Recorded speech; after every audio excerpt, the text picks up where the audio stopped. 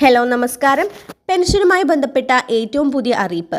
സംസ്ഥാനത്തെ 60 ലക്ഷം വരുന്ന പെൻഷൻ ഗുണഭോക്താക്കൾക്ക് ആശ്വാസ വാർത്തയാണ് ഇപ്പോൾ പുറത്തു വരുന്നത്. വീണ്ടും സാമൂഹിക സുരക്ഷാ പെൻഷൻ വിതരണം ആരംഭിക്കുന്നു. ബാങ്ക് അക്കൗണ്ട് നൽകിയിട്ടുള്ളവർക്ക് അക്കൗണ്ടിലേക്കും സഹകരണ സംഘം ഉദ്യോഗസ്ഥർ വഴി പെൻഷൻ സ്വീകരിക്കുന്നവർക്ക് കൈകളിലേക്കുമായിരിക്കും പെൻഷൻ ലഭിക്കുക. കുടിശ്ശികയായ പെൻഷൻ തുക എത്രയും പെട്ടെന്ന് തന്നെ വിതരണം ചെയ്യുമെന്ന് മുഖ്യമന്ത്രി കഴിഞ്ഞ ദിവസം അറിയിച്ചിരുന്നു.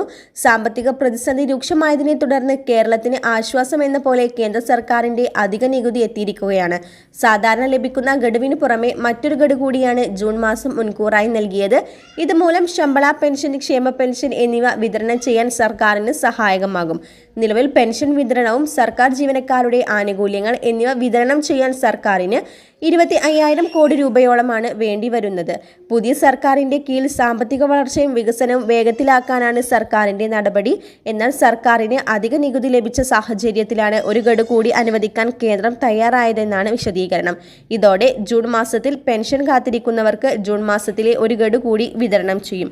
വരും ദിവസങ്ങളിലെ ക്ഷേമ പെൻഷനുമായി ബന്ധപ്പെട്ട അറിയിപ്പുകളും സർക്കാർ സംബന്ധമായ എല്ലാ അറിയിപ്പുകളും കൃത്യമായി തന്നെ നിങ്ങളിലേക്ക് എത്തിച്ചേരാൻ ഈ യൂട്യൂബ് ചാനൽ മറക്കാതെ സബ്സ്ക്രൈബ് ചെയ്യുക.